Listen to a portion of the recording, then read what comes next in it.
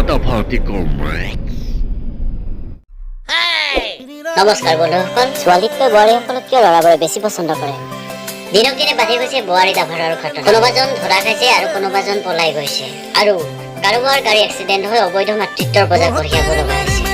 এই বোৱাৰী লাভাৰৰ বস্তুত আমাৰ ভিউৱাৰ্ছসকলে কি কয় আহক আমি চাওঁ। কাৰণ এটাই, বেলেগৰ নামত থকা গাড়ী কেতিয়াবা কিবা দুৰ্ঘটনা হ'লে একো প্ৰব্লেম নাই। हमसे उड़ा दूंगा एक बार हाथ में आ जाए तो।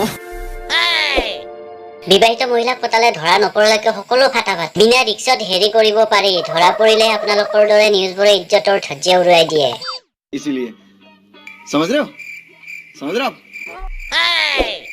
বোৱাৰীৰ লগত প্ৰেম কৰা সকলক প্ৰেমিক বুলি নকয়, চৰিত্ৰহীন বুলিহে কোৱা উচিত।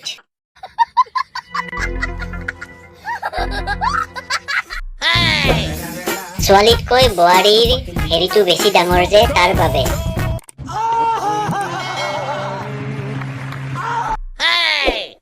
গুৰুত্বপূৰ্ণ বিষয়, নিজৰ পত্নীৰ ওপৰত নজৰ ৰাখক। अरे कौन भौंक रहा है ये बदतमीज? বহুত সুবিধা লাভ কৰিব পাৰি, যেনে বিনা হেলমেটত গাড়ী চলাব পাৰি। कहाँ से आते हैं?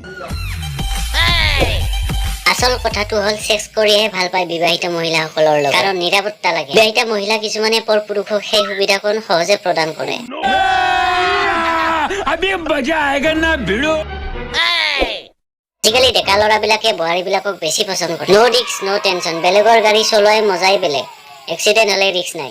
ओ भाई मारो मुझे, मारो मुझे, मारो नहीं ये मजाक हो रहा है, एक सेकंड यार, मजाक